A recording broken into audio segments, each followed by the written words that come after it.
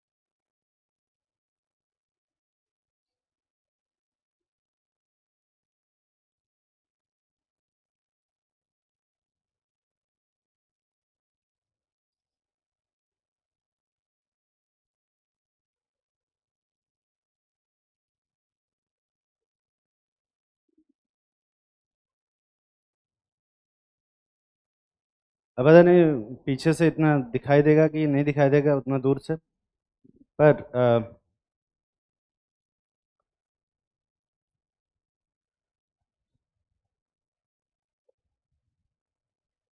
यहाँ पर ये कंपाउंड पीछे से दिख रहा है तुम लोग को।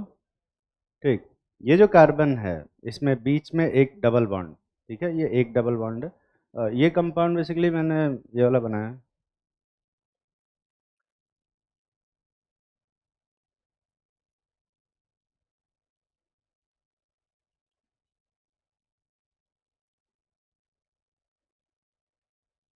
ये वाला कंपाउंड देखो ध्यान से, ये जो कार्बन है इसका हाइब्रिडाइजेशन क्या है यहाँ पे, sp2, और ये भी sp2 है, और बीच में क्या बना है, डबल बॉन्ड। यहाँ पर जो ये कंपाउंड है ये कार्बन sp2 है।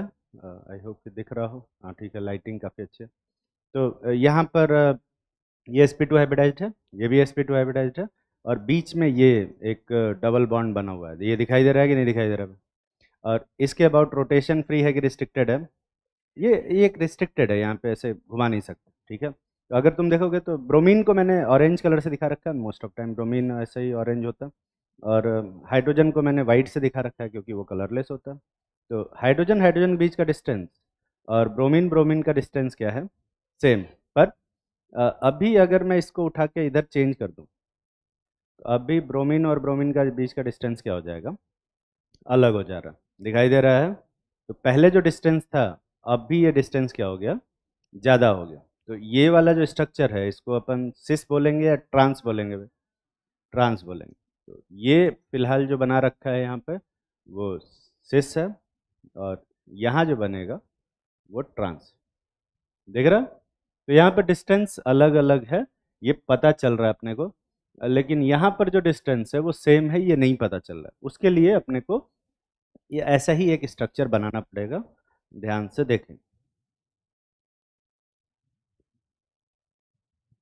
तो बीच में यहाँ पर एक डबल बॉन्ड है, दो डबल बॉन्ड है बेसिकली, और बीच वाला कार्बन sp हाइब्रिडाइज्ड, ये भी पता चल रहा है।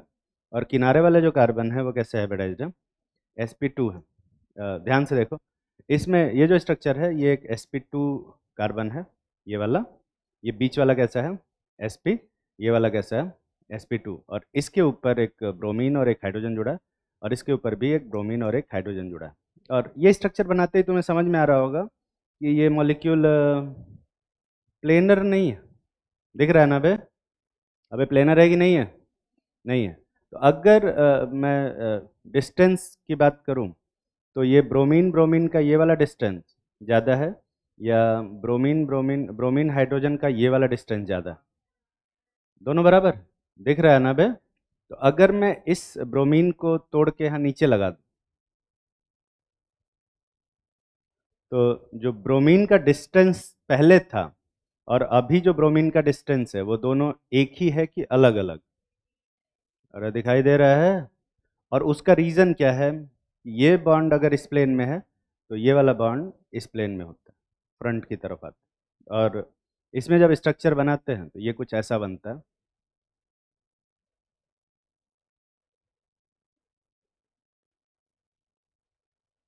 और क्योंकि 3D स्ट्रक्चर है और मॉलिक्यूल नॉन प्लेनर है, ये वाला जो बॉन्ड्स हैं, ये ब्रोमीन बाहर की तरफ आ रहा है और H अंदर की तरफ जा रहा है, और इसमें H अंदर आ रहा है और ब्रोमीन किधर जा रहा है, बाहर की तरफ। ये स्ट्रक्चर फिलहाल ये वाला है शायद, हाँ। ये जो नीचे वाला स्ट्रक्चर है वो ये दिख रहा है, अब दिख रहा है ना। और ऊपर वाला जो स्ट्रक्चर है वो ये ये वाला दिख रहा है। किस केस में ब्रोमीन और ब्रोमीन के बीच का डिस्टेंस ज़्यादा है, ऊपर वाले केस में या नीचे वाले केस में?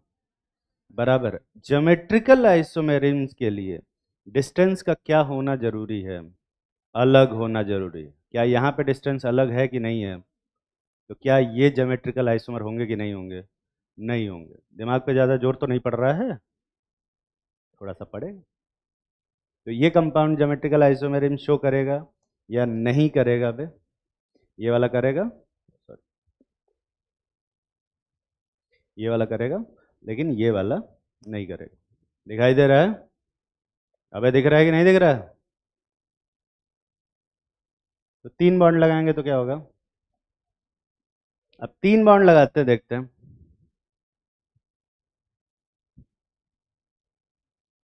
दो तीन और हाथ होने चाहिए थे मुझे, तो ठीक है। ये तारी में उलझ जाएंगे, इधर ला लो। यहाँ देखो, ये एक और बॉन्ड मैं इसमें ऐड कर रहा हूँ, ध्यान से देखना।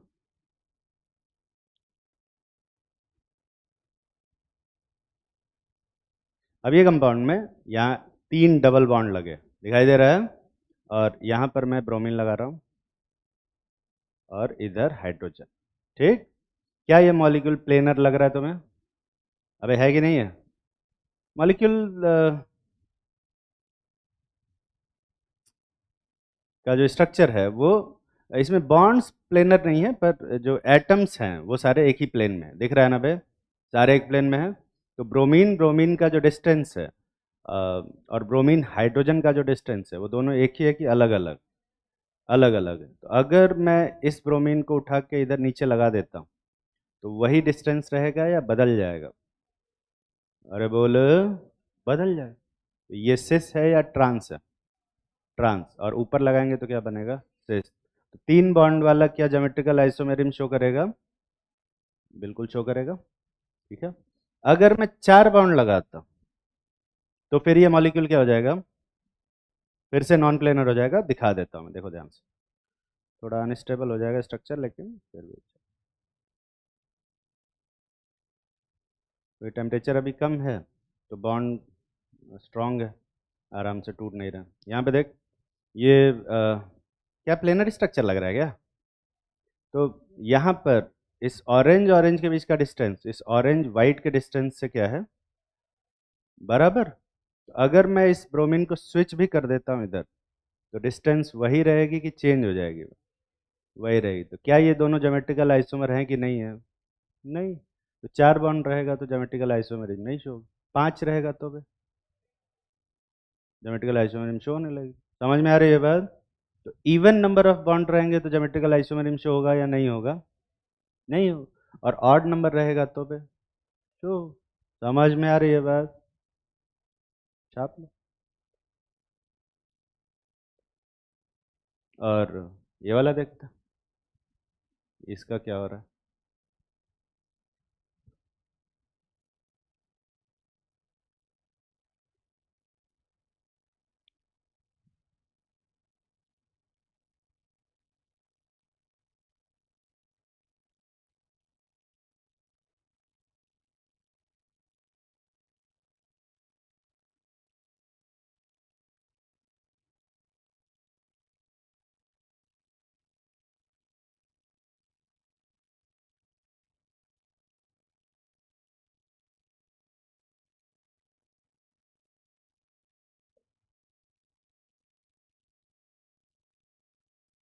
तो ये जो 3 बॉन्ड वाले हैं, क्या ये दोनों एक दूसरे के ज्योमेट्रिकल आइसोमर हैं या नहीं है? ये जो दोनों हैं, ये दोनों एक दूसरे के ज्योमेट्रिकल आइसोमर हैं या नहीं है बे? पर ये दोनों एक दूसरे के ज्योमेट्रिकल आइसोमर नहीं। समझ में आ रहा है ना? बस ठीक।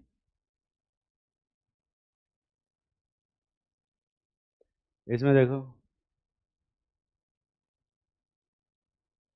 अगर एक रिंग लगाता हूँ मैं और एक तरफ CH3 और एक तरफ H हो, ऐसा करते हैं, ऐसे नहीं बनाता।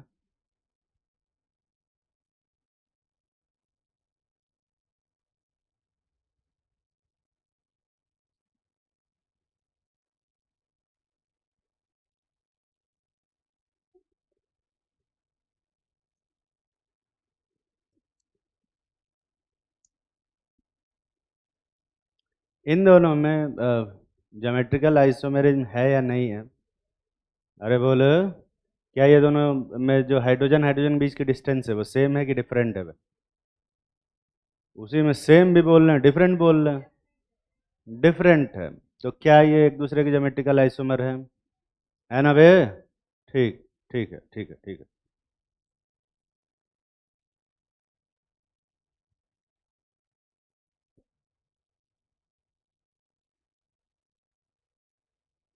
अबे लग जा।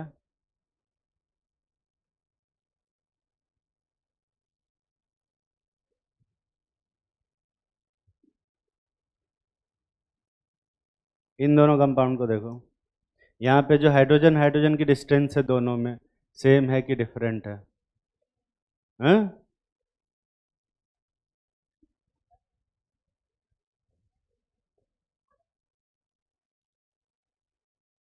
सॉरी,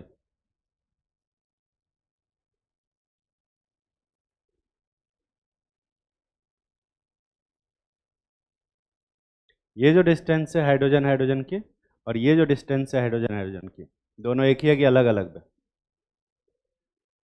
ध्यान से देखोगे तो ये दोनों डिस्टेंस इक्वल। कितने लोगों को ये सेम समझ में आ रहा है, वो हाथ उठाओ। 3D फोटो बनाना पड़ेगा।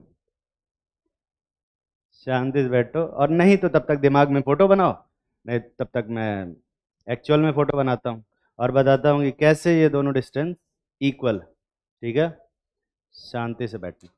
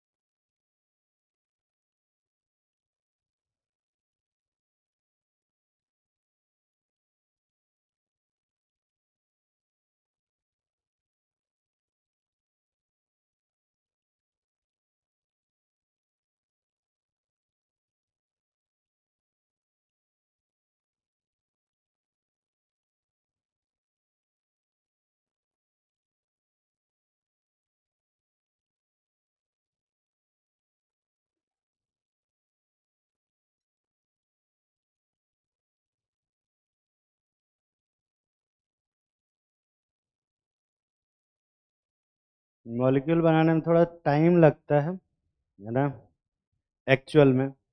पर तुम दिमाग में फोटो बनाओगे तो वो बहुत इजीली बन जाएगा। पर अब तुम्हारा दिमाग खाली तो होगा नहीं कि बना पाओ, इसलिए थोड़ा मेहनत करना पड़ेगा मुझे ही। कोई बात नहीं, सह लेंगे थोड़ा सा।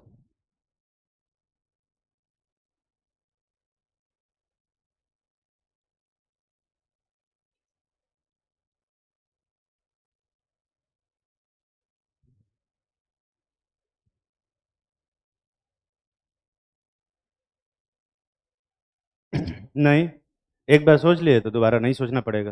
पहली बार सोच रहे हो ना, इसलिए दिक्कत हो रही है। एक बार सोच लिए तो फिर बाद में ये फोटो बन जाएगा। यहाँ देखो, बीच में एक रिंग है, दिखाई दे रहा है ना बे? एक रिंग है, ये पता चल रहा है? अब ये तो दिख रहा होगा एक रिंग। अब यहाँ पे एक रिंग बनी है, सिंगल रिंग। यहाँ पर दोनों इस ऑरेंज कलर को CH3 मान लो। दोनों CH3 किस साइड है? ऊपर के साइड में, ये दिखाई दे रहा है। और हाइड्रोजन किधर है? नीचे। यहाँ पर भी हाइड्रोजन लगा हुआ है, वो दिखाया नहीं मैंने, एज्यूम कर लेना कि है ना, क्योंकि इतना टाइम नहीं है। और अगर मैं CH3 को नीचे रखता हूँ और हाइड्रोजन को ऊपर, तो क्या ये वाला कंपाउंड बन रहा है? और दोनों ही केसेज में जो डिस्टेंस है वो सेम है कि अलग अलग? अलग अलग। तो ये दोनों एक दूसरे के क्या बनेंगे? अबे क्या बनेंगे? ज्योमेट्रिकल आइसो दिख रहा है। और ये ज्योमेट्रिकल आइसोमर शो करेगा। ये पर्टिकुलरली कौन सा ज्योमेट्रिकल आइसोमर है? सिस वाला कि ट्रांस वाला? ट्रांस वाला। सबको समझ में आ रहा है? अब अगर मैं इसमें एक और रिंग जोड़ता हूं तो देखो क्या होता है। आ गया, बना के लाया हूं मैं।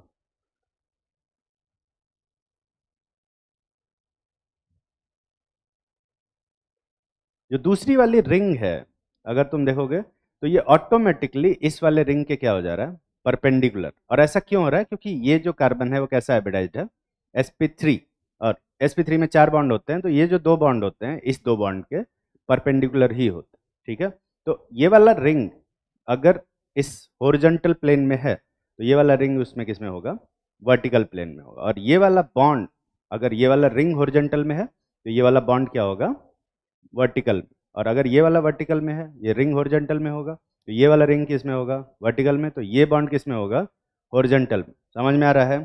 तो ऑरेंज से ऑरेंज की डिस्टेंस ज़्यादा है या ऑरेंज से वाइट की डिस्टेंस है?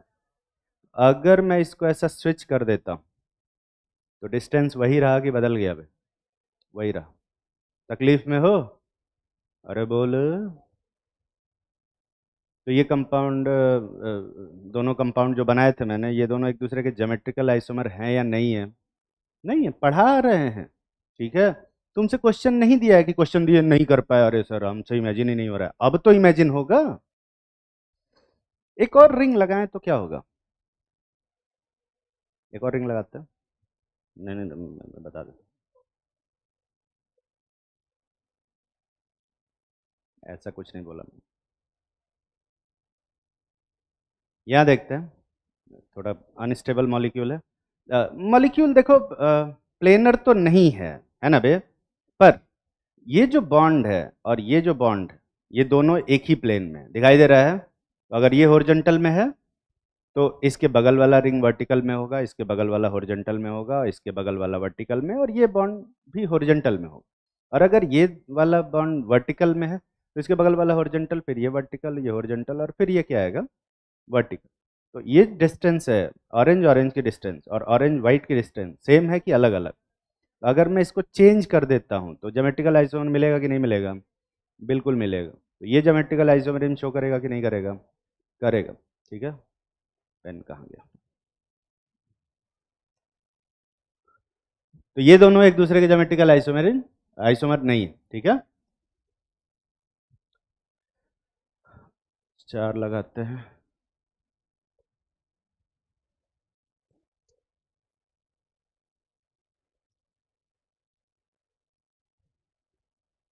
जगह ही नहीं बचा यार।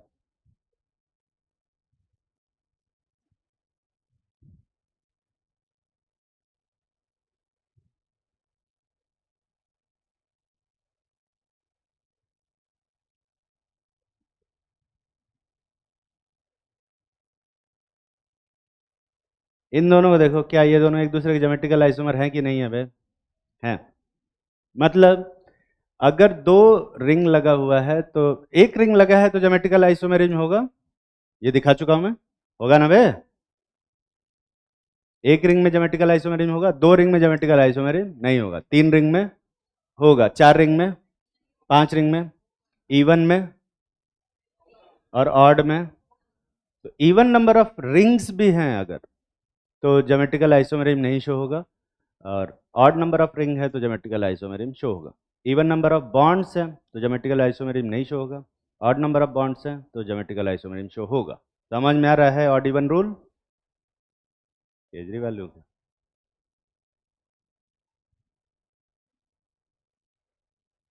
तो अगर दोनों रिंग और मल्टीपल बॉन्ड दोनों डबल बॉन्ड मिला के इवन हो जाए तो वो कंपाउंड ज्योमेट्रिकल आइसोमरिज्म शो करेगा कि नहीं करेगा? नहीं करेगा। और ऑड हो जाए तो ये जो एक वर्टिकल सा रेड कलर का कंपाउंड बना है खतरनाक सा, इसमें कुछ करना नहीं था। इसमें बस काउंट करके देखो कि रिंग और डबल बॉन्ड जोड़ के कितना आ रहा है, कितना आ रहा है, नंबर बोलो।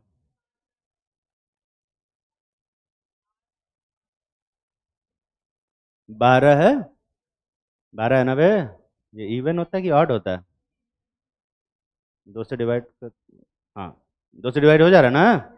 हाँ, तो इवन है, और इवन वाले कंपाउंड ज्योमेट्रिकल आइसोमेरिज्म शो करते हैं कि नहीं करते? नहीं, नहीं। यही तो बता ना, तकलीफ में हो? अब बोलो, बताओ।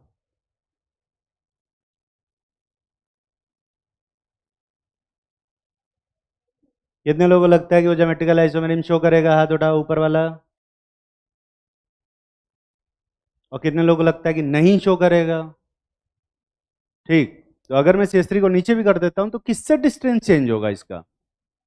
किसी से नहीं, यहाँ कोई ज्योमेट्रिकल सेंटर ही नहीं। पर ये वाला ज्योमेट्रिकल आइसोमेरिज्म शो करेगा कि नहीं करेगा? बिल्कुल करेगा। अगर मैं इस CS3 को नीचे कर देता हूँ तो इस CS3 से के साथ इसका डिस्टेंस क्या होगा? अलग हो जाएगा। ये दिखाई दे रहा है या मुझे बनाना पड़ेगा? ये कितने लोगों को लगता है ज्योमेट्रिकल आइसोमेरिज्म शो करेगा? हाथ उठाओ, ऊंचा हाथ उठाओ। और कितने लोगों को लगता है कि नहीं करेगा? तो बाकी लोगों के लिए मॉलिक्यूल बनाना पड़ेगा।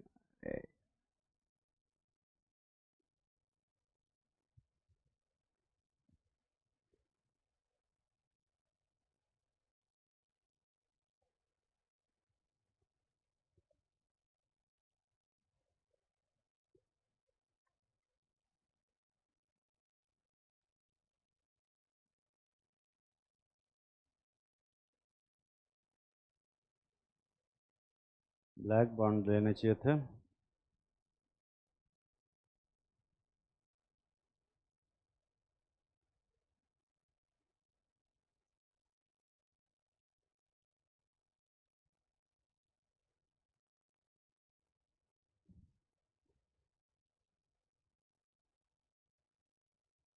कंपाउंड्स को थोड़ा 3D में इमेजिन करना सीखो, नहीं तो फिर मैं कितना कंपाउंड बनाऊंगा मैं?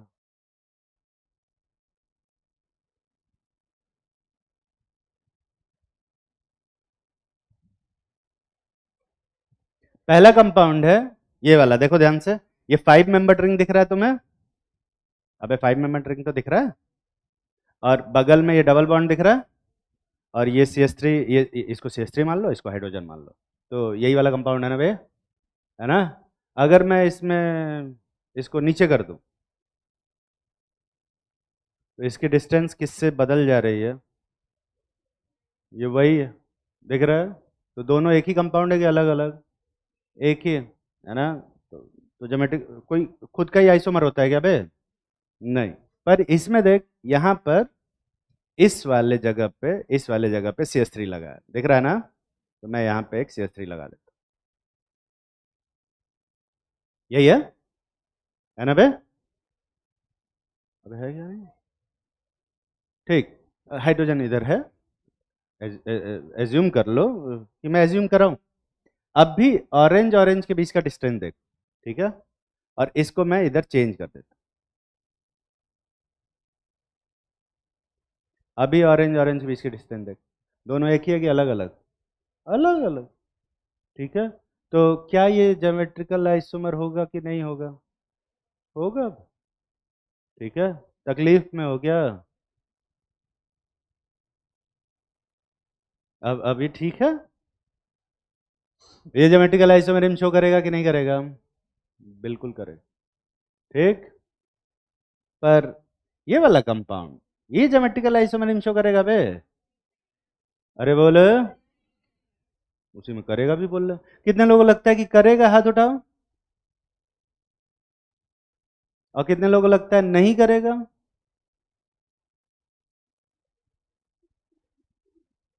ठीक, तो ये कंपाउंड ज्योमेट्रिकल आइसोमेरिज्म शो करेगा, है ना? दिखाते।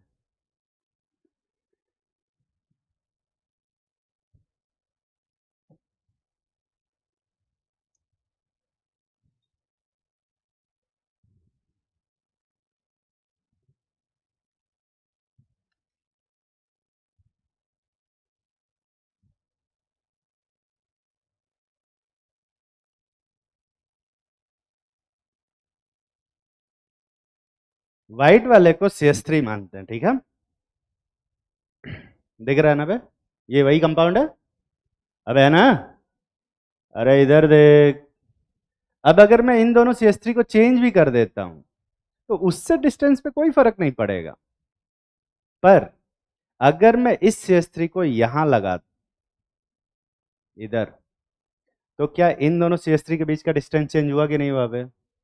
हाँ, तो इसकी वजह से ज्योमेट्रिकल आइसोमेरिज्म नहीं शो होगा, इसकी वजह से ज्योमेट्रिकल आइसोमेरिज्म शो होगा। ये ज्योमेट्रिकल सेंटर मैं दिखा देता हूँ, ये रहा ज्योमेट्रिकल सेंटर। अबे मिटना है, ये है ज्योमेट्रिकल सेंटर। देखो यहाँ पे, ये जो कंपाउंड है इधर, इसमें ये जो डिस्टेंस है CH3 और CH3 की, वो अभी क्या है, कम।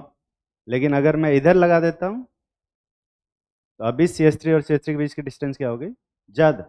और तुम्हें ज्यादा कम पता चलता है ना बे। देखो ज्यादा है कम है, ये मैं नहीं पढ़ाऊंगा, ये तो बचपन से सिखाया जाता है कि ये चीज ज्यादा है, ये चीज बड़ा है, छोटा है, ये सब मैं कैसे बताऊंगा। यहाँ पे डिस्टेंस ज्यादा लग रही है तुम्हें, तो ये सिस है कि ट्रांस है बे? और अगर मैं इधर जोड़ दूंगा तो क्या बन जाएगा, सिस। और बीच में ये मतलब रोटेशन क्या है, रिस्ट्रिक्टेड है, रिंग बना हुआ। तकलीफ में हो, तकलीफ तो होगी थोड़ी थोड़ी। पोजिशनल, इसमें एक ऊपर और एक नीचे हो जाएगा तो लोकेशन थोड़े चेंज किए हैं, जो मिथाइल है वो अभी भी अल्टरनेट कार्बन पे है। पोजिशनल कैसे हो जाएगा? पोजिशनल तो तब होता है ना जब मैं इसको उठा के इधर लगा देता, ठीक है, तब पोजिशनल होता। उसी कार्बन पे इधर उधर किया, क्या बोलते रहते, समझ तो नहीं रहे हो तुम लोग। दिमाग पे ज्यादा जोर पड़ रहा होगा, यही बता रहे, दिमाग पे जोर पड़ेगा थोड़ा सा स्टीरियो में। यही वाला देखो, ये ज्योमेट्रिकल आइसोमेरिज्म शो कर रहा है कि नहीं कर रहा है? पेन कहाँ गया?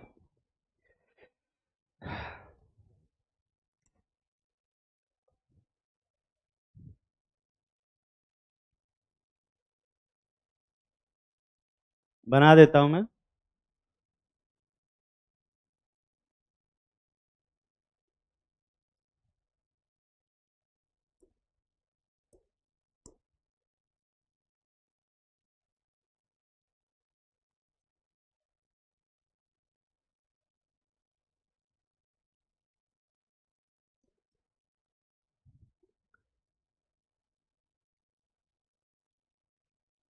ये दोनों कंपाउंड को ध्यान से देखो, आईपीसी नेम तो दोनों का सेम होगा, क्योंकि तुम्हें स्पाइरो का नाम लिखना नहीं आता, इसलिए मैं तुम्हें बता देता हूँ कि ये दोनों का आईपीसी नेम सेम है, ठीक है। तो स्ट्रक्चरल आइसोमरिज्म की चिंता मत करना, स्ट्रक्चरल आइसोमरिज्म नहीं है। पर ये जो दोनों ऑक्सीजन के बीच का डिस्टेंस है वो सेम है या डिफरेंट? कितने लोगों को लगता है कि ये दोनों एक दूसरे के ज्योमेट्रिकल आइसोमर हैं? क्योंकि डिस्टेंस अलग अलग। और कितने लोगों को लगता है कि ये दोनों एक दूसरे के ज्योमेट्रिकल आइसोमर नहीं है क्योंकि डिस्टेंस सेम? और कितने लोगों को लगता है कि ये दोनों एक दूसरे के स्ट्रक्चरल आइसोमर है? तो ये दोनों डिस्टेंस सेम है ना? अब हाथ उठा रहा है कि जब मैंने बोला तब हाथ उठा रहा है ना कि हाँ हाँ मुझे भी लग रहा था, सेम तो लग ही रहा था, ये वाला डिस्टेंस और ये वाला डिस्टेंस सेम ही लग रहा है तो। नहीं, 3D फोटो बनाना पड़ेगा, ठीक है। तो अगर 3D फोटो बनाएंगे, दिखाते हैं यार, टाइम लगेगा, यही बस काम थोड़ा सा ना बेकार लगता है मुझे, इसमें बनाना पड़ता है पूरा।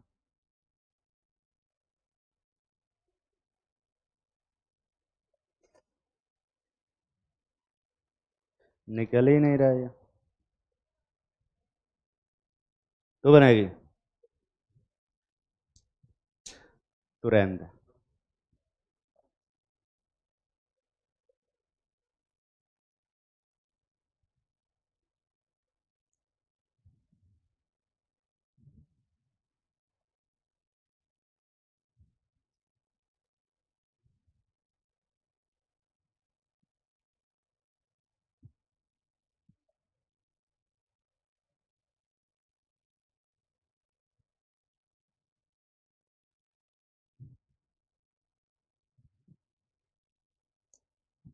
थोड़ा टाइम देंगे, और तब तक अगर तुम ये सोच पाते हो कि ये तो स्ट्रक्चर, ये तो डिस्टेंस दोनों सेम है, तो फिर बहुत अच्छी बात है, मुझे कम लोगों को समझाना पड़ेगा।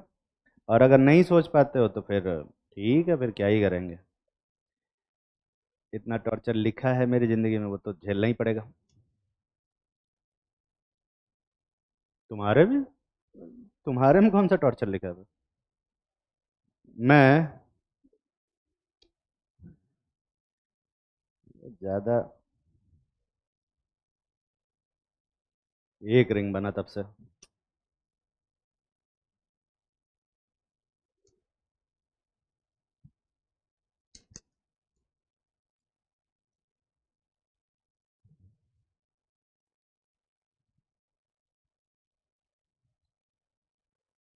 ये कार्बन ही खत्म हो गया क्या?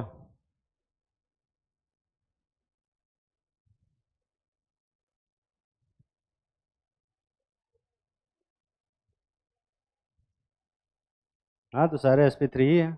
कौन सा कार्बन उसमें sp2 है? हाँ, वो भी sp2 दिखा देंगे।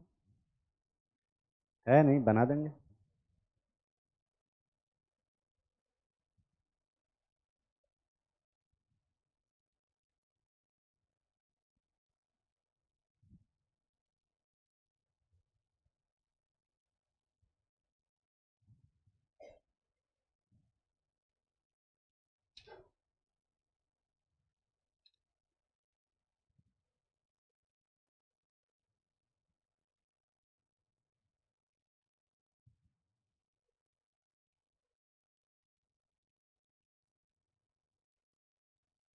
ठीक है, थोड़ा कॉम्प्लिकेटेड स्ट्रक्चर है, बट तुम्हें समझ में आएगा कि कैसे इसको बनाया जाता है। दोनों को मैं पहले पहले मैं तुम्हें वो रिंग दिखाता हूँ, 5 मेंबर वाली जो दो रिंग हैं, उनको देख लो, है ना। ये थोड़ा रिजिड स्ट्रक्चर है, इसलिए थोड़ा मुझे मेहनत लग रहा है। ये 5 मेंबर की दोनों रिंग दिखाई दे रही है तुम्हें? ये बीच वाला कार्बन कैसा हाइब्रिडाइज्ड है? sp3। तो ऑब्वियस सी बात है, ये प्लेन अगर वर्टिकल होगा तो ये वाला रिंग किस में जाएगा? हॉरिजॉन्टल में जाएगा। आई होप कि सबको समझ में आ रहा हो, ठीक है। इस जंक्शन से जस्ट बगल में यहाँ पे एक ऑक्सीजन लगा हुआ, ठीक है। तो ऑक्सीजन को मैं रेड कलर से दिखा रहा हूँ, और वो ऑक्सीजन इस कार्बन से डबल बॉन्ड बनाया हुआ दिखाई दे रहा है, कुछ इस टाइप से। ये एंगल 120 का इमेजिन कर लो। और ये ऑक्सीजन इस जंक्शन से बगल वाले पे, किसी भी बगल वाले पे, इस वाले बगल वाले पे लगाना चाहते हो या इस वाले बगल वाले पे लगाना चाहते हो, तुम्हारी मर्जी है। किस पे लगाऊं बे? फ्रंट वाले पे लगाऊं कि बैक वाले पे? फ्रंट। ठीक, तेज बोला इसने तो फ्रंट, इसकी बात मान लेते हैं। वैसे पूरे टाइम ये सोता ही रहता है, पर अ, ये एक कंपाउंड बनता है जिसमें ऑक्सीजन ऑक्सीजन का ये एक डिस्टेंस है। आई होप कि तुम्हें दिखाई दे रहा हो। दिख रहा है ये डिस्टेंस सबको, इसका अलग ओरिएंटेशन। ठीक, अब मैं क्या करता हूँ, इस ऑक्सीजन को अ, इधर के बजाय, फ्रंट के बजाय बैक में लगाता हूँ। तो जो डिस्टेंस है वो वही रहा कि बदल गया? सेम है जी। अगर तुम्हारा 3D का इमेजिनेशन ठीक है, इसको भी देख के नहीं समझ पा रहे हो तो भाई भगवान ही मालिक। क्या क्या बोल रहे हो? तो यहाँ पर ये दोनों डिस्टेंस क्या है? सेम है। हालांकि 2D फोटो बनाने पे पता नहीं चल रहा कि दोनों सेम, पर ये दोनों ही सेम है। और इसीलिए मॉलिक्यूल का 3D इमेजिनेशन बहुत जरूरी, ठीक है। वो नहीं कर पाते हो दिमाग में, स्टीरियो आइसोमेरिन भूल जाओ, वो तो ना हो पाएगा। तकलीफ में हो? अरे पर चलो, मान लो इमेजिन नहीं कर पाते हो, पर अब से ये वाला क्वेश्चन आएगा तो कर लोगे ना बे? बस भाई, अब से कोई पूछे कि ये कंपाउंड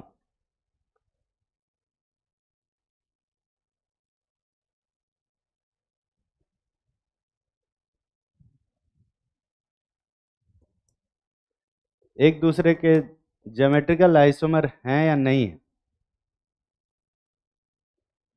तो क्या बोलो? नहीं दिखाई दे रहा है या नहीं दिखाई दे रहा? दिखना चाहिए। कोई बोले कि ये वाला डिस्टेंस और ये वाला डिस्टेंस दोनों क्या है? सेम है, बराबर।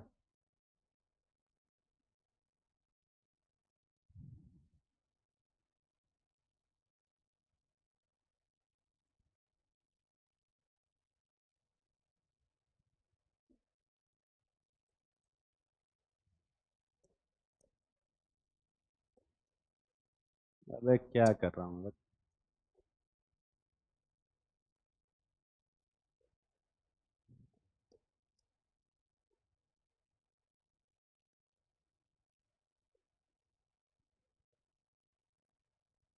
ये दोनों एक दूसरे के ज्योमेट्रिकल आइसोमर हैं या नहीं अबे? है ना? गुड। अब तुम्हें मॉलिक्यूल इमेजिन होने लग गया। यही पहली बार में थोड़ा दिक्कत होगा, लेकिन बाद में तो समझ में आ ही रहा है ना। बहुत सारे लोग यही अजीब सा एक क्वेश्चन पूछते हैं कि सर अभी तो समझ में आ गया है, एग्जाम में क्या करेंगे? अबे एग्जाम में यही करोगे और क्या करोगे जो अभी किया तुमने। अगला क्या कंपाउंड था? वो बड़े गंदे गंदे कंपाउंड से बना रखे हैं यार। वो एन वाला ना? ये वाला ज्योमेट्रिकल आइसोमेरिज्म शो करेगा या नहीं करेगा?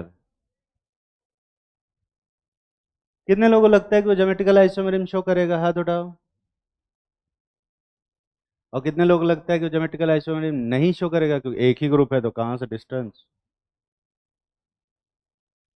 ठीक, दिखाते हैं।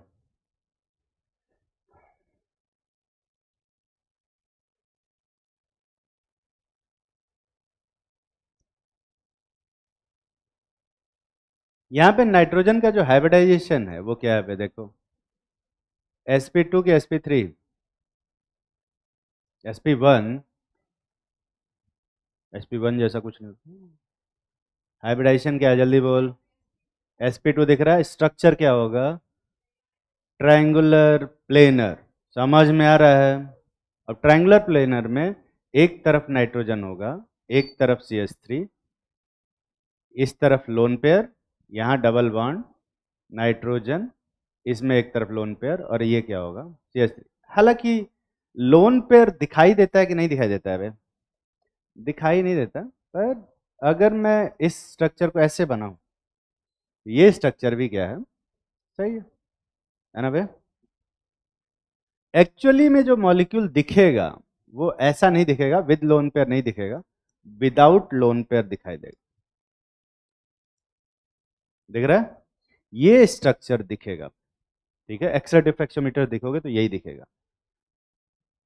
क्या दोनों CH3 के बीच का जो डिस्टेंस है ये सेम है या डिफरेंट है? अरे बोल। डिफरेंट है ना? और ऐसे में, और क्या इसको इसमें चेंज किया जा सकता है ऐसे घुमा के? बीच में डबल बॉन्ड है, रोटेशन क्या है? रिस्ट्रिक्टेड। दिख रहा है ना? इस वाले को क्या बोलोगे? सिस की ट्रांस। और इसको क्या बोलोगे? ट्रांस। ठीक है, पर यहाँ पर एक और रिप्रेजेंटेशन आता है जिसको हम लोग सिन और एंटी बोलते हैं। सिन तब बोला जाता है जब ये जो लोन पेयर हो एक ही साइड, इसको हम सिन बोलते हैं। और जब लोन पेयर अपोजिट साइड में होते हैं तो इसको क्या बोलते हैं? एंटी बोलते हैं। इस वाले को हम क्या बोलेंगे? सिस, और इसको क्या बोलेंगे? ट्रांस। ठीक है, तो जो सिन वाला है वो सिस बनता है कि ट्रांस बनता है? सिस। और एंटी वाला क्या बनता है? ऐसा कुछ नहीं होता। तो सिन एंटी का सिस ट्रांस से EZ से कुछ भी लेना देना नहीं। समझ में आ रही है बात? यहाँ पे सिस ट्रांस बता सकते हो कि नहीं बता सकते हो? बता सकते हैं। यहाँ EZ बता सकते हैं क्या? नहीं, क्योंकि EZ के लिए दो ग्रुप होना चाहिए। इसकी प्रायोरिटी वन दोगे तो उधर, या लोन पेयर को क्या प्रायोरिटी दोगे? लोन पेयर में कोई एटम ही नहीं। EZ बताने के लिए एटम होना चाहिए। यहाँ EZ नहीं बता सकते, पर सिस ट्रांस बता सकते, और साथ में सिन एंटी भी बता सकते। ठीक है, और सिन का सिस से कुछ लेना देना नहीं। ठीक है, जैसे दूसरा वाला कंपाउंड क्या ज्योमेट्रिकल आइसोमेरिज्म शो करेगा कि नहीं करेगा? बिल्कुल शो करेगा।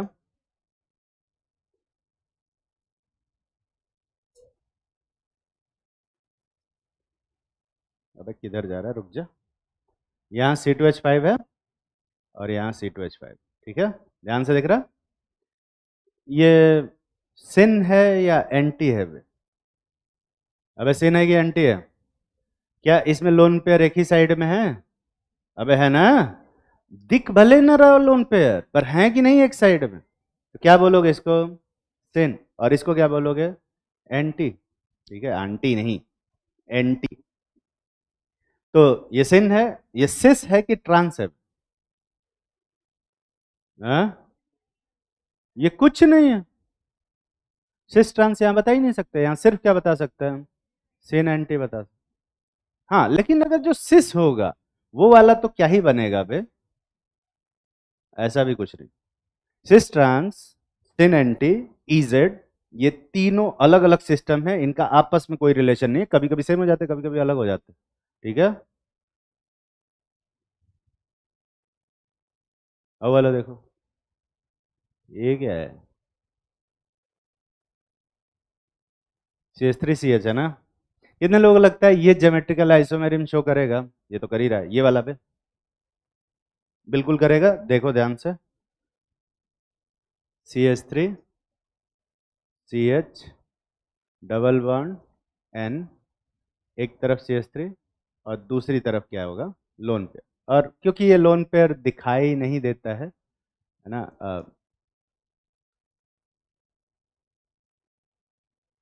जो इसका स्ट्रक्चर बनेगा एक्चुअल में, जो एक्सरे डिफ्रैक्शोमीटर से दिखेगा वो कुछ ऐसा हो। दिख रहा है ना बे? एक्चुअल में यही स्ट्रक्चर दिखेगा, पर कॉपी पे हम लोग ये बनाते हैं, तुम जो चाहे वो बना सकते हो। ये इसमें सिस ट्रांस बताया जा सकता है। ये वाला क्या है बे? सिस है कि ट्रांस?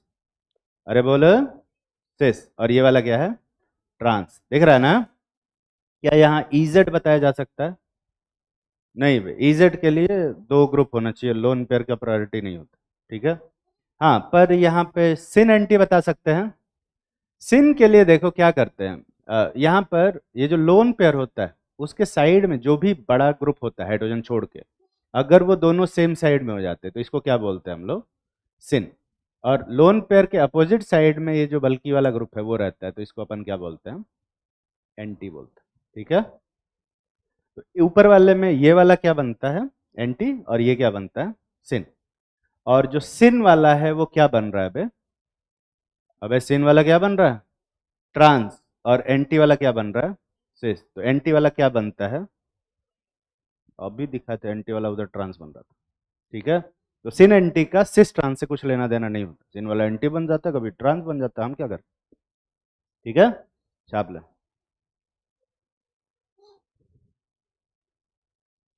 कंपाउंड बना के दिखा। वो कंपाउंड बना जो तेरे दिमाग में चल रहा है, तब मैं बताऊंगा कि वो दिखेगा कि नहीं शो करेगा।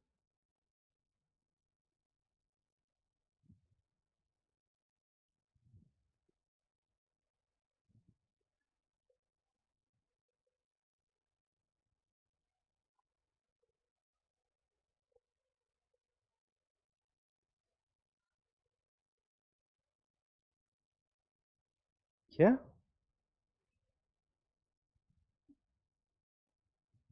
हाँ सॉरी, सुन नहीं रहा था, वो कुछ जरूरी काम था। हाँ बोल।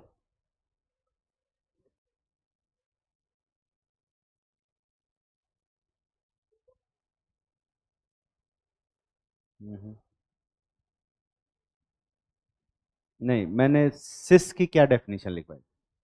जब सेम सेम टाइप का ग्रुप हो और ज्योमेट्रिकल सेंटर के सेम साइड, तो जो CH3 है यहाँ पे वो सेम साइड है। CH3 के बीच का डिस्टेंस मिनिमम है ना, तो सिस बोले, उसी डेफिनेशन से तो सिस बोल रहे हैं। ठीक है। सिन की डेफिनेशन अलग। ये समझ में आया वे सबको?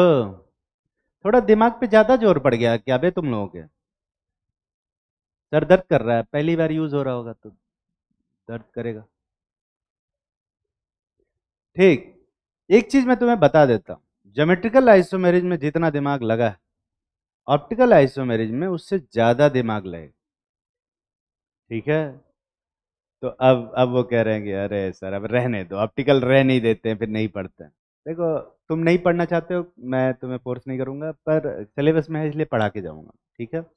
और जो इमेजिनेशन है वो उतना तो इमेजिनेशन करा के ही जाऊंगा। ठीक है। तो जब भी मैं पढ़ाऊँ स्टीरियो आइसोमेरिज्म तो दिमाग में सही से फोटो बनाओ, ठीक है। एटलीस्ट तब तो फोटो बनाओगे जब मैं ऐसा मॉडल से बना के दिखा रहा हूँ, ठीक है, तब तो बना ही लेना। छाप लिए बे, लिखो ऑप्टिकल आइसोमेरिज्म। नोट्स बना के पीपीटी बना के नहीं लाया हूँ मैं, ऐसे ही पढ़ा देता हूँ। तुम लोगों को क्या सही लगता है, पीपीटी से पढ़ाना या ऐसे ही पढ़ाना?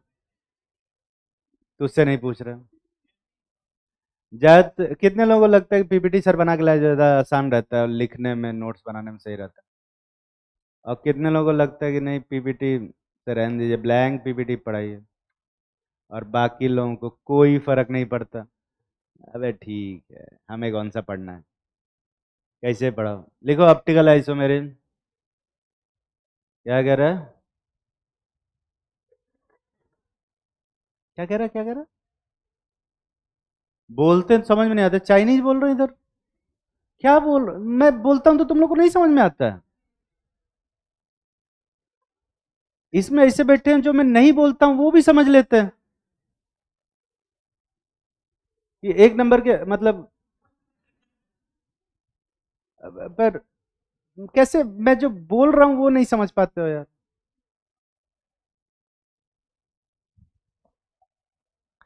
लिखो ऑप्टिकल आइसोमेरिन। कोई भी इंसान इस पूरी क्लास में ऑप्टिकल आइसोमेरिन की डेफिनेशन बता सकता है क्या? एज एक्सपेक्टेड कोई नहीं बोलेगा, मुझे पता है। लिखो डेफिनेशन। तू कुछ कहना चाहता है, हाँ बोल।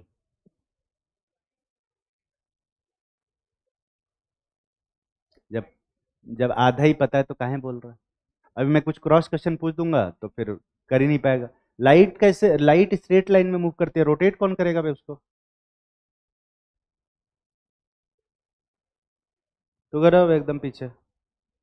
हाँ हाँ, सही से बताना, बहुत मारेंगे।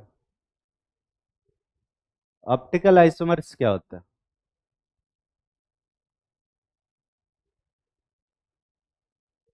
जो कंपाउंड ऑप्टिकल एक्टिविटी शो करे वो ऑप्टिकल आइसोमर होता है। मतलब तू कह रहा है कि एक ही कंपाउंड होगा और वो ऑप्टिकल एक्टिविटी शो करेगा और वही कंपाउंड खुद का आइसोमर बन जाएगा, क्या?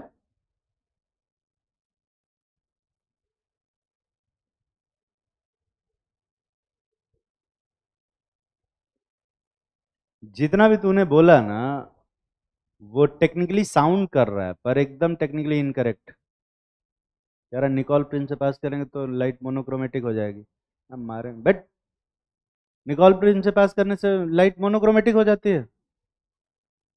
अभी इन लोगों को तो इसमें कुछ ऐसे निकोल प्रिंस भी नहीं पता होगा, कोई बात नहीं, कुछ नहीं बोल रहे हैं, कुछ बोले ही नहीं। बैठ जा, तू बैठ जा, बैठ जा। जो पूछ रहे हैं वो उसको छोड़ के सब बता दिया इसने। इतने भारी भरकम शब्द यूज करने की जरूरत नहीं है, यहाँ सब बीपी बढ़ जाएगा इन लोगों का। Nicol prism, polariser, plane polarise light, पता नहीं क्या क्या बोले जा रहे। तू क्या कर रही थी?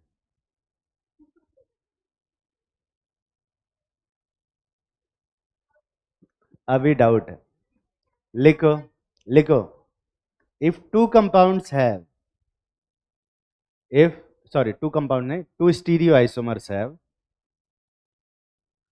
if two stereoisomers have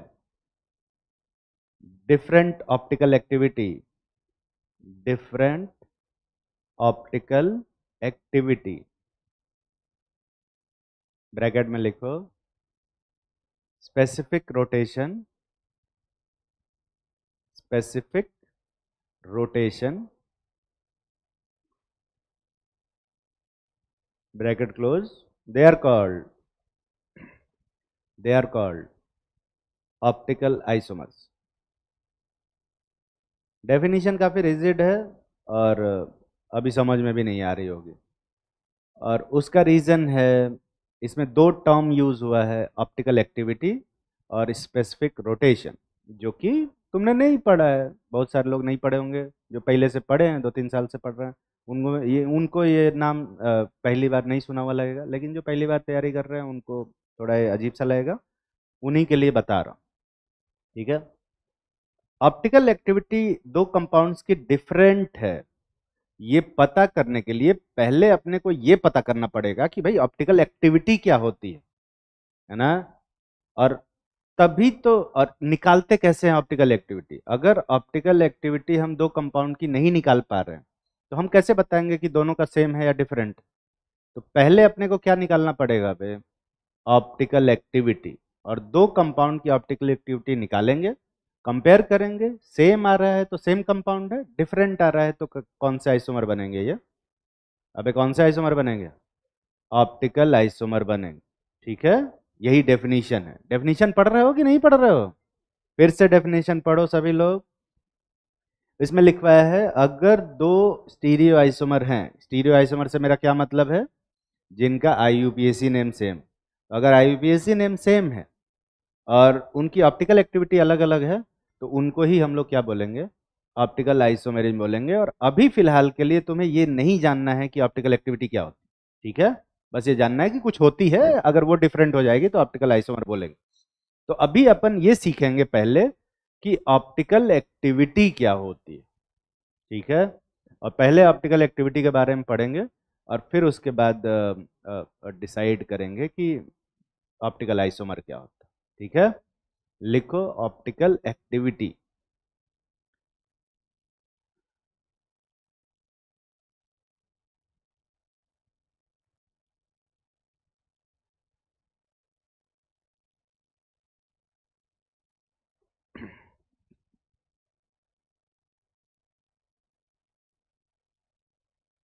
देखो optical activity of a compound can be determined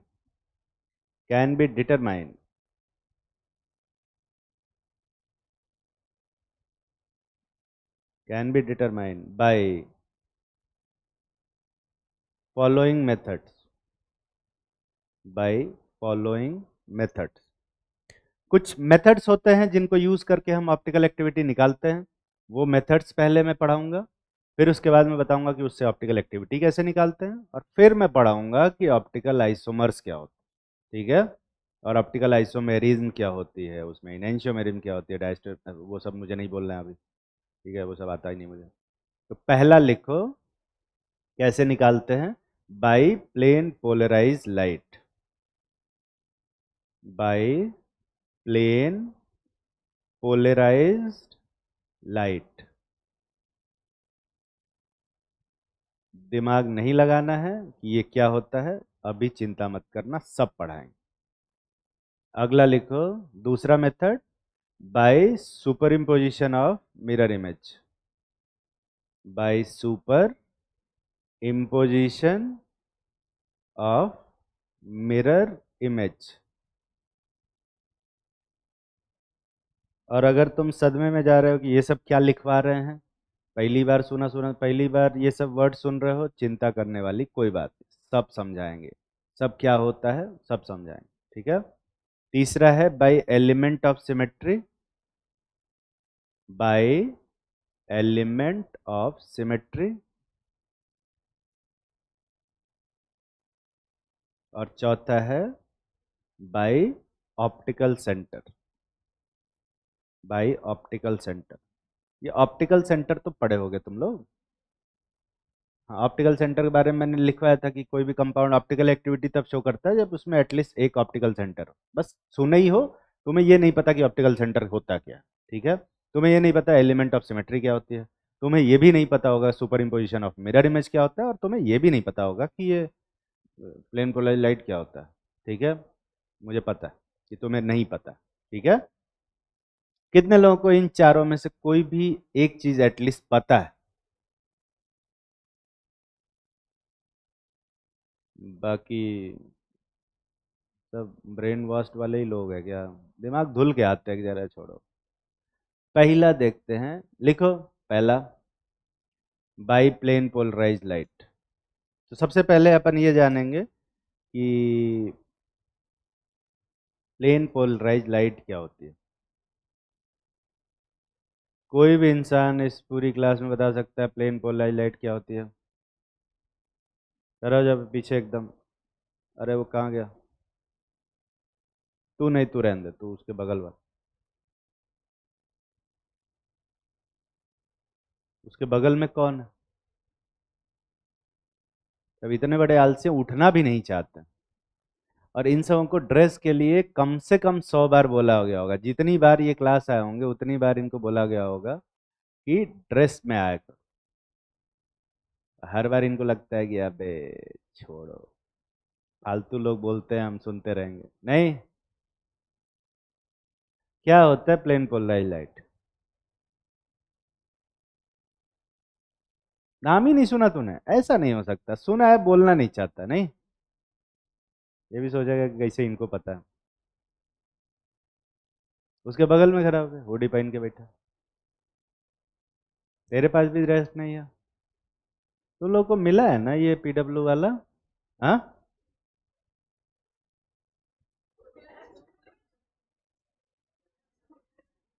3 पहन के सो गए थे क्या? घटिया क्वालिटी का है ये। खैर मेरा भी उतना बहुत बढ़िया नहीं, मैं तो यही पहनता हूँ पूरे टाइम, ये तो धुला भी नहीं मैंने।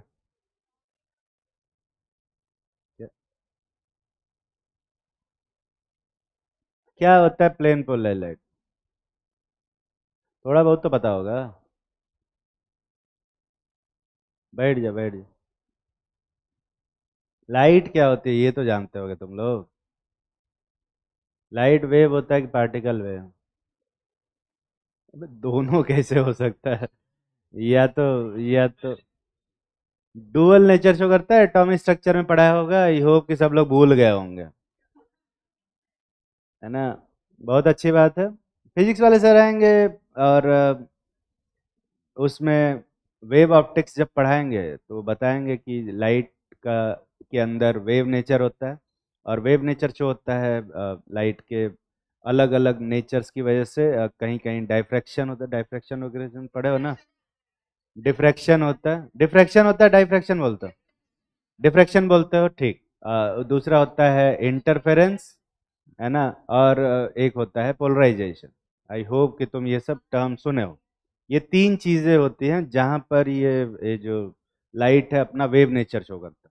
पर ऐसे ही कुछ और भी चीजें जैसे फोटो इलेक्ट्रिक इफेक्ट हुआ, thermal radiation of black body हुआ, इन सब जगह पे अपने को लाइट का कौन सा नेचर शो होता है? पार्टिकल नेचर शो होता है। तो एक्चुअली में लाइट क्या है यहाँ पे? वेव है कि पार्टिकल है? दोनों नेचर शो करता है कुछ नहीं। ठीक है क्या ये कोई नहीं बता पाया आज तक, कोई भी बता ही नहीं पाया। बड़ा अजीब बात है कि लाइट का नेचर वेव होगा या पार्टिकल होगा, ये इस बात पे डिपेंड करता है कि हम उसे ऑब्जर्व कर रहे हैं कि नहीं कर रहे। ठीक है, तो जब हम उसे देख रहे होते हैं तब वो पार्टिकल नेचर शो करता है। ऑब्जर्व करने के लिए कुछ लगाते हैं तब वो पार्टिकल नेचर शो करता है, और जब हम उसे नहीं ऑब्जर्व कर रहे होते तब वो वेव नेचर शो कर रहा होता है। बड़ा अजीब है। इलेक्ट्रॉन के साथ भी यही हिसाब किताब। ठीक है, तो अभी हम क्वांटम मैकेनिक्स साइड में नहीं जाएंगे कि हमारा जो देखना है उसके नेचर को कैसे चेंज कर रहा है। और मोस्ट ऑफ टाइम ये एक थियरी कही जाती है कि जो पास्ट के जो हमारे इंसिडेंट होते हैं हमारे फ्यूचर के इंसिडेंट्स को अफेक्ट करते हैं।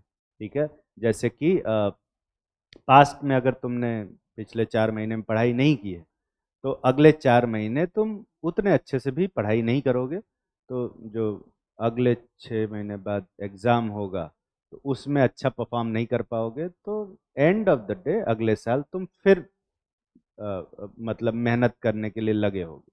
ठीक है, इसको बोलते हैं पास्ट इंसिडेंट फ्यूचर को अफेक्ट करते हैं। पर जो क्वांटम मैकेनिक्स है वो ये कहता है कि ऐसा जरूरी नहीं है कि पास्ट इंसिडेंट फ्यूचर को अफेक्ट करे। कभी कभी फ्यूचर वाले जो इंसिडेंट होते हैं वो भी पास्ट वाले को अफेक्ट कर देते हैं। ठीक है, फिलॉसफी नहीं बता रहा हूँ मैं, पूरी तरह से साइंस बात कर रहा हूँ, साइंस की बात कर रहा हूँ। मैं फिलोसफिकल बातें बिल्कुल नहीं करता। मैंने टेक्नोलॉजी से बीटेक किया है मैंने, है ना? बैचलर ऑफ टेक्नोलॉजी है ना? और मैं साइंस में ही यकीन रखता हूँ, फिलॉसफी में यकीन नहीं रखता। तो फ्यूचर इंसिडेंट भी अफेक्ट कर सकते हैं पास्ट को, और इसका पूरा प्रॉपर मैथमेटिकल प्रूफ है। तुम्हें समझ में आएगा नहीं क्योंकि मैथमेटिकल प्रूफ है। और हाँ, तो हम बात करेंगे लाइट के सिर्फ वेव नेचर की, है ना। अब लाइट के अंदर जो वेव नेचर होता है, उसमें जो लाइट के वेव्स हैं वो किस डायरेक्शन में मूव करते हैं? प्रोपेगेशन ऑफ लाइट के परपेंडिकुलर डायरेक्शन। ये जानते हो या नहीं जानते? तो प्रोपेगेशन ऑफ डायरेक्शन के परपेंडिकुलर ऑफ प्रोपेगेशन का जो लाइट है ऐसे होता है, जैसे मान लो कि ये लाइट मूव कर रहा है ना ऐसा स्ट्रेट लाइन में, तो यहाँ पर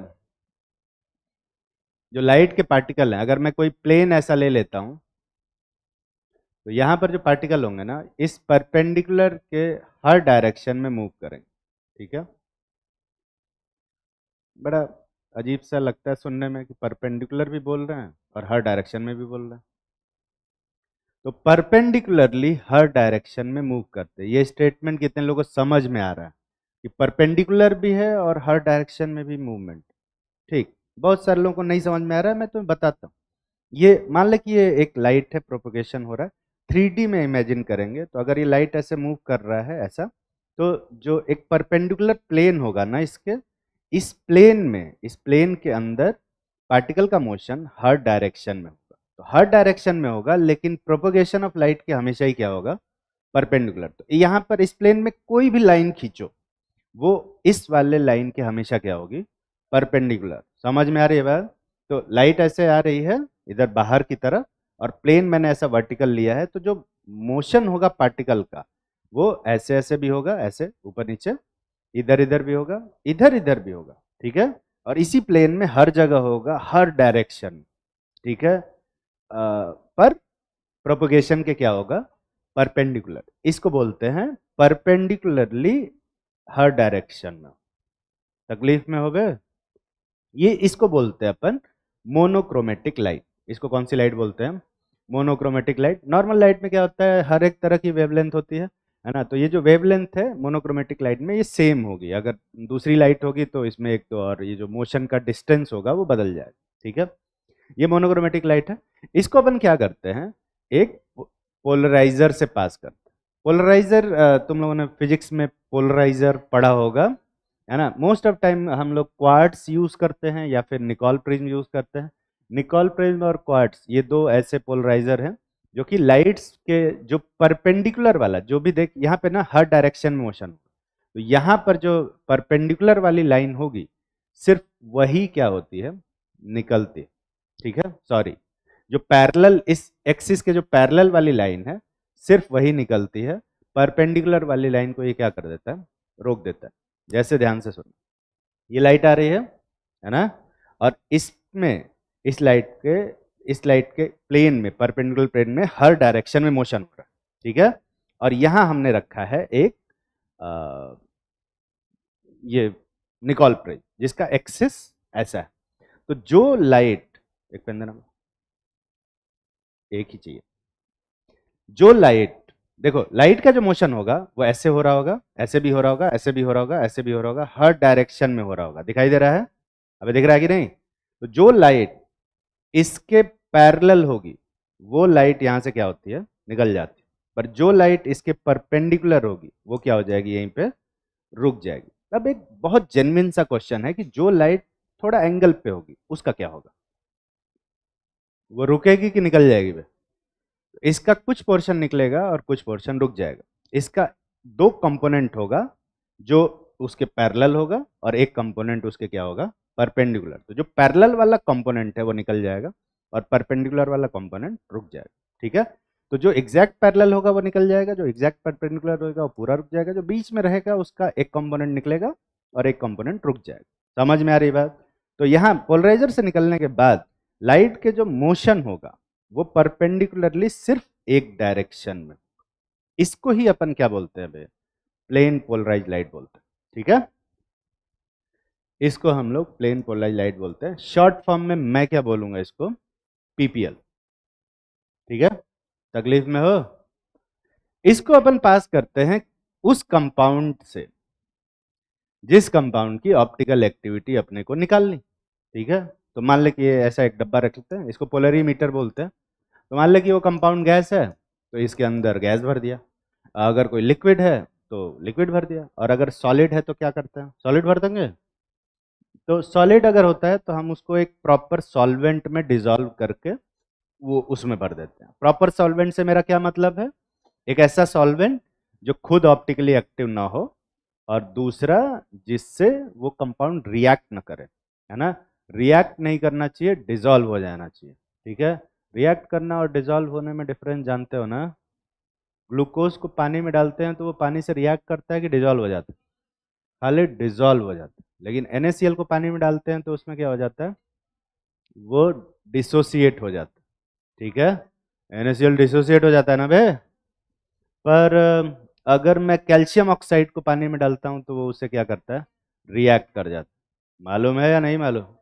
तो अलग अलग कंपाउंड पानी के साथ अलग अलग तरीके से बिहेव करते हैं। अपने को एक ऐसा सॉल्वेंट चाहिए, सॉल्वेंट बोला मैंने, पानी नहीं बोला, एक ऐसा सॉल्वेंट जिससे कि वो कंपाउंड रिएक्ट ना करे और खुद ऑप्टिकली एक्टिव ना हो। ठीक है, इसके बाद अगर ये कंपाउंड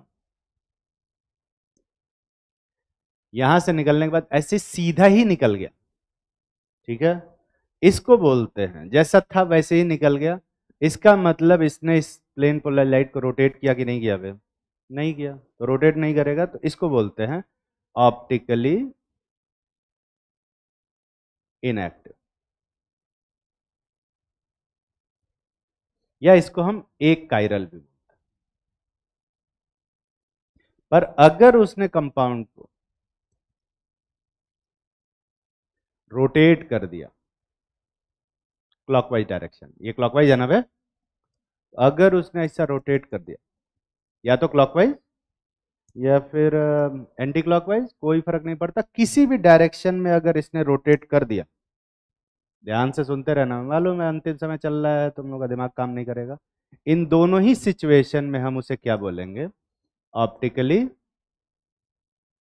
एक्टिव, या इसको हम क्या बोलेंगे? कायरल बोलेंगे। चिराल नहीं पढ़ते हैं, कायरल। ठीक है, कायरल बोलते हैं। ठीक है, हाँ, अगर ये क्लॉकवाइज डायरेक्शन में रोटेट करता है तो उस कंपाउंड को हम लोग बोलते हैं डेक्स्ट्रो रोटेटरी, और अगर एंटी क्लॉकवाइज डायरेक्शन में रोटेट करता है तो उसको हम क्या बोलते हैं? लिवो रोटेटरी बोलते हैं।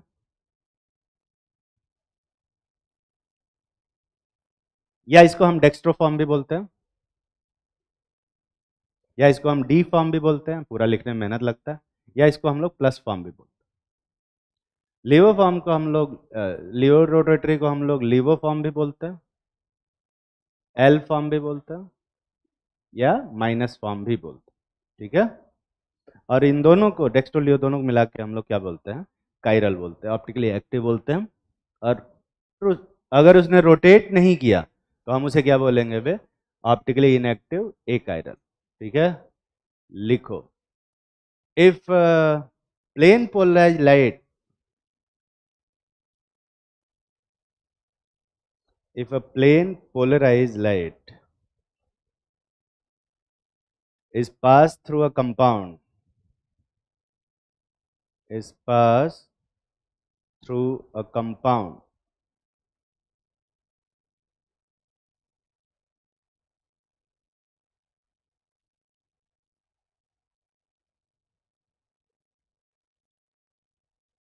is passed through a compound,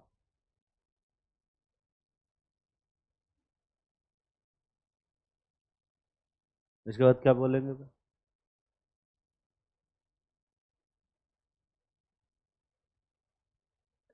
And it does not rotate in either direction.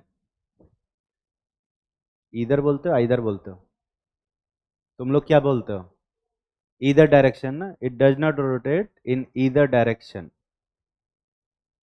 The compound is said to be optically inactive, the compound is said to be optically inactive.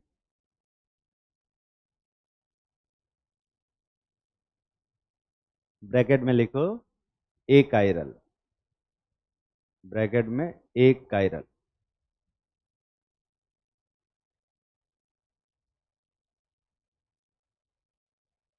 लिख लिया?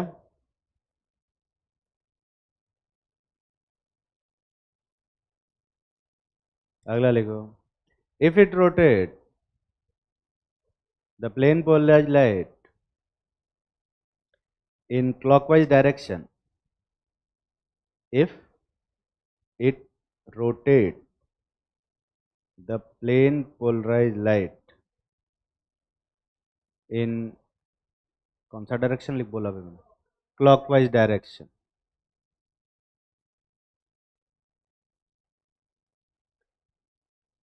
it is called dextro-rotatory, dextro-rotatory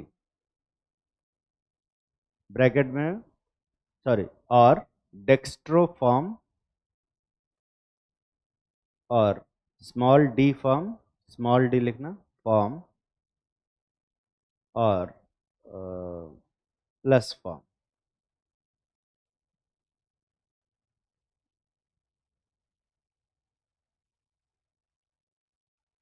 And if it rotate, and if it rotate plane polarized light, and if it rotate plane polarized light in anti-clockwise direction, तो उसके बाद अपने से लिखो, मैं नहीं लिखवाऊंगा, और ये फोटो बनाए. ठीक है.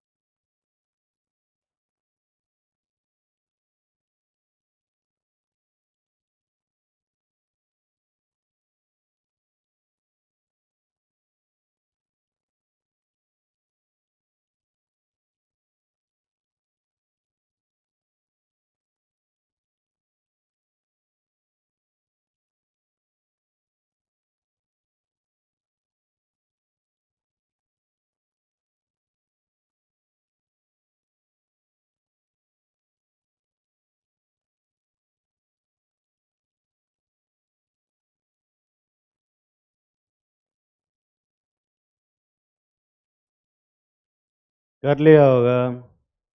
देखो, the optical rotation theta depends on, ये जो रोटेशन दिख रहा है ना, अ, ये किस चीज़ पे डिपेंड करेगा, उसमें लिखेंगे this optical rotation theta depends on following factor. पहला लिखो,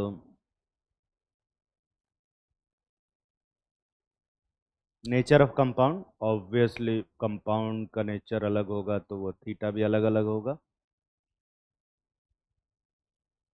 wavelength of light use, wavelength of light use, किस वेवलेंथ की लाइट यूज कर रहे हैं उस पर भी डिपेंड करता है सरप्राइजिंगली। पर अपने को ये नहीं पढ़ना है कि वेवलेंथ पे किस तरह से डिपेंड करना है, अपने को बस ये जानना है कि वेवलेंथ पे डिपेंड करता है। अगला है टेम्परेचर। 95% चीज़ें केमिस्ट्री की टेम्परेचर पे डिपेंड करती हैं, तो ऑब्वियसली ये भी डिपेंड करेगा। ठीक है। अगला है length of polarimeter, length of polarimeter.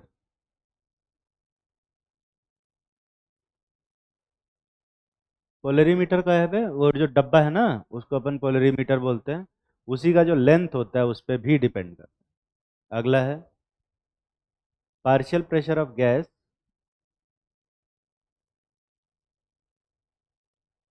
In case of gas, अगर गैस कोई है और उसका हम ऑप्टिकल एक्टिविटी निकाल रहे हैं तो उसके पार्शियल प्रेशर भी डिपेंड करेगा। Density of liquid, in case of liquid,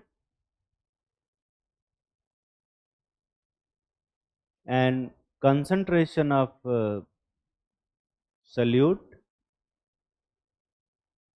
and concentration of solute in case of solid, in case of solid. तो अगर सॉलिड है तो उसका जो कंसंट्रेशन बनाएंगे उसके ऊपर डिपेंड करेगा, लिक्विड है तो उसकी डेंसिटी पे डिपेंड करेगा, और गैस है तो उसके किसी पे डिपेंड करेगा बे, पार्शियल प्रेशर पे डिपेंड करेगा, और बाकी जो फैक्टर हैं उन सब पे तो डिपेंड करता ही। ठीक है ना बे। तो अब क्योंकि ये बहुत सारे फैक्टर्स पे डिपेंड करता है, ठीक है, कितना समय बचा है बे, बहुत सारे फैक्टर्स पे डिपेंड करता है, इन सब फैक्टर्स पे अलग अलग कैसे डिपेंड करता है, इस पे हम लोग अगली क्लास में डिस्कस करेंगे। कल है ना तो लोगों में क्लास, इस वीक में 6 क्लास लगी हुई है क्या तुम लोगों में? यार अपनी क्लासेस ना कम करवानी पड़ेगी, मेरा लेक्चर डिले -3 चल रहा है, इतना अच्छा नहीं है मेरे से, तो मतलब मैं मैं मेरे इमेज के लिए अच्छा नहीं है, क्योंकि मैं मोस्ट ऑफ मैं most of time lecture delay कम से कम 30 के लेके चलता हूँ। अ, इन्होंने पूरा, अबे हर रोज ही क्लास लगा रखी है यार। चलो मैं बोलता हूँ,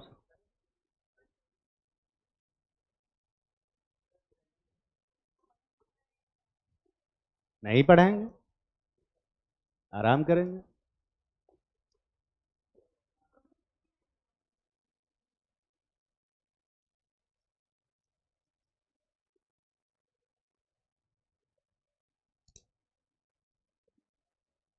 ठीक है, देखते हैं। तो